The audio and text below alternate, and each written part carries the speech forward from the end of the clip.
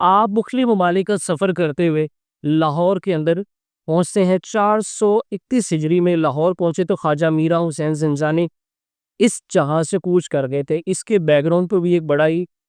جو ہے لطیف واقعہ ہے کہ آپ کے شیخ نے جب آپ کو بھیجا تو آپ کہنے لگے میں لاہور تو جا رہا ہوں، وہاں پر تو آپ کے مرید اور میرے پیر بھائی میرا حسین زنجانی تو پہلے سے ہی موجود ہے، تو میں کیوں جاؤں؟ تو شیخ نے کہا نہیں تم جاؤ۔ تو شیخ کی بات پر عمل کرتے ہوئے جب آپ لاہور میں پہنچے تو لاہور تب چھوٹا ہوتا تھا، اب لاہور بہت وسیع ہو گیا، تو تب یہ مخصوص دروازوں کے اندر منحصر تھا۔ تو اس کے دروازے کے پاس جب پہنچے تو رات ہو گئی تھی، تو دروازہ آپ کے لیے کھولا نہیں گا، کیا کہ رات ہو گئی ہے، اب آپ اجنبی ہیں، تو صبح آپ آئیے گا، آپ کی ویریفیکیشن ہو جائے گی۔ تو جب صبح ہوئی تو آپ نے فجر کے وقت میں دیکھا کہ ایک جنازہ جا رہا ہے، تو آپ نے پوچھا کہ کس کا جنازہ ہے، یہ رش کیسا ہے؟ تو لوگوں نے کہا کہ یہ میرا حسین زنجانی کا جنازہ جا رہا ہے۔ اللہ اکبر! جب نے یہ بات سنی تو آپ کے منہ سے بے ساختہ الفاظ نکلے کہ شیخ نے سچ کہا تھا، شیخ صحیح کہتے تھے، میں ہی نہ سمجھتا، مجھے تب پتہ نہیں تھا، شیخ نے کہا تھا چلے جاؤ، شیخ سچ کہتے تھے۔ ایسی وجدانہ کیفیت کے اندر الفاظ کہنے لگے کیونکہ شیخ کہہ رہے تھے نا، جوابی نے سمجھ آ گئی تھی کہ شیخ اسی وجہ سے کہہ رہے تھے کہ تم جاؤ، کہ میں تو یہاں پر پہنچ گیا ہوں اور آج میرا پیر وہی دنیا سے جا رہا ہے، اب مجھے یہاں کی رسپانسبلٹی دی جا رہی ہے، اب یہ ذمہ داری میرے سر ہے۔ اس وجہ سے میں حیران ہو کر ایسے کلمات کہا۔ جب لوگوں نے پوچھا یہ اب کیوں کہہ رہے، تو آپ نے یہ واقعہ سنایا تو لوگ بڑا متاثر ہوئے کہ یہ آپ کا پیر بھائی تھے، چلے اب آپ ہی ان کی نماز جنازہ پڑھائیں گے۔ اب ان کی نماز جنازہ میرا حسین زنجانی لاہور کے اندر ان کا بھی مزار ہے، نماز جنازہ آپ ہی نے پڑھائی تھی۔ اس کے بعد آپ نے یہیں پر قیام فرمایا تھا۔ تو جب آپ یہاں پر قیام کر رہے تھے نا تو آپ پہ ایک بڑا ہی معروف واقعہ ملتا ہے۔ رائے راجو جوگی یہاں کا گورنر تھا، ہندو تھا، راجہ جو تھا، تو وہ مسلمانوں کے ساتھ اس کو کوئی اچھا رویہ نہیں کا، کچھ ایام یا روزانہ کی بنیاد پر اس کے بعد دودھ نذرانے کے طور پر بھیجا جاتا تھا، اور جو نہیں بھیجتا تھا ان کے تھنوں میں سے خون آنا شروع ہو جاتا تھا۔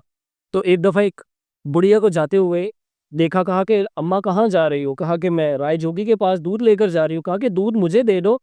اور اس کے پیسے مجھ سے لے لو۔ کہا نہیں، اس راجہ کے پاس دودھ نہیں لے کے جاؤ گی تو ہمارے جانوروں کے تھنوں سے خون آنا شروع ہو جاتا ہے۔ آپ نے فرمایا کہ اس مرتبہ دودھ مجھے دو، تمہارے جانوروں کے تھنوں سے خون نہیں آئے گا، بلکہ دودھ آئے گا، وافر وسیع مقدار میں آئے گا۔ تو اماں نے کہا ٹھیک ہے، پہلے بھی خون آتا رہے، چلو ایک دن اور بھی آ جائے گا تو کوئی مسئلہ نہیں، آج ادھر ٹرائی کر کے دیکھ لے تو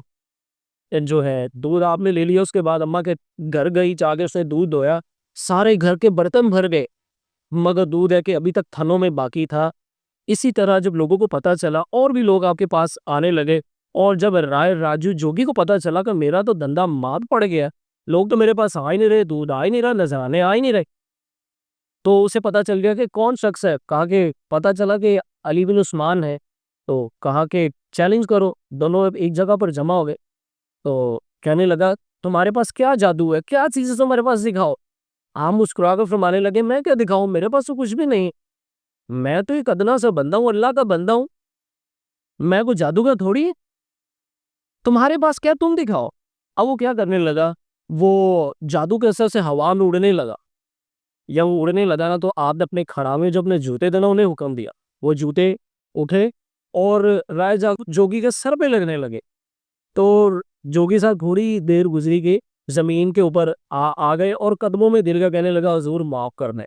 تب سمجھ آ گیا اور ایمان لے آیا، مسلمان ہو گیا، دار اسلام میں داخل ہو گیا۔ اس کا آپ نے نام ابو سعید رکھا، ابو سعید حجویری کے نام سے آج بھی معروف، دوئم کا بھی تذکرہ ملتا ہے، اور یہ بھی جو ہے نا اللہ پاک نے انہیں بھی مقام و مرتبے سے جو ہے بہت نوازا تھا۔ اور آج بھی جو دربار کی خدمات ہیں، جو ہے مزار کے اوپر جو خدمت کے لیے معمور ہے، ابو سعید حجویری کی اولاد ہے، آج بھی جو خدمت کرتی ہے مزار کے اوپر، صفائی ستھرائی کا اہتمام جو کرتی ہے، ان کی اولاد ہی۔ تو لاہور سکونت جب آپ نے اختیار فرمائی تو ایک مسجد بھی بنائی، تب ایک دو مسجدیں تھیں، آپ نے ایک چھوٹی سی مسجد بھی بنائی، اللہ والے جہاں بھی جاتے تھے نہ کوئی عبادت کے سلسلے کے لیے بھی کوئی ایسی کوئی خاص جگہ مختص کرتے، تب ایک دو مسجدیں تھیں،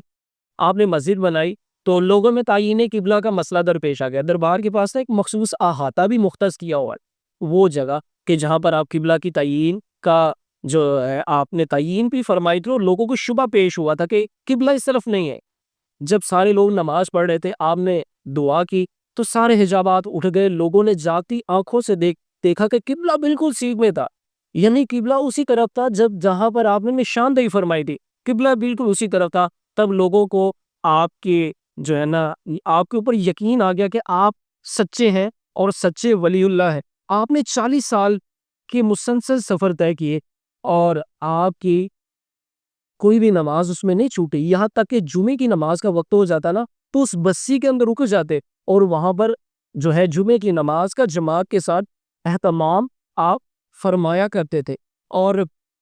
کئی لوگوں نے آپ کے مزارات کے اوپر حاضریاں بھی دی ہیں، جن میں سلطان الہند خواجہ معین الدین چشتی اجمیری 40 قیام فرمایا، گنج بخش فیض عالم مظہر نور خدا نہ کہ سارا پیر کامل آرا رہنما، یہ کہنے کے اوپر مجبور ہو جاتے۔ شیخ الاسلام بابا فرید الدین گنج شکر علیہ رحمہ آپ کے مزار پر تشریف لاتے تھے۔ متاخرین میں سے شاہ ولی اللہ محدث دہلوی، پیر میر علی شاہ، اقبال کو قلندر لاہوری بھی کہا جاتا ہے۔ اقبال 1930 کا جو خطبہ آپ نے دیا نا، کہتا ہے کہ یہ خطبے کا ذہن جو میرے آئیڈیا آیا نا، کہ میرے ذہن میں آیا تو میں ان کے مزار پر جایا کرتا تھا۔ تو محمد بن قاسم کا اور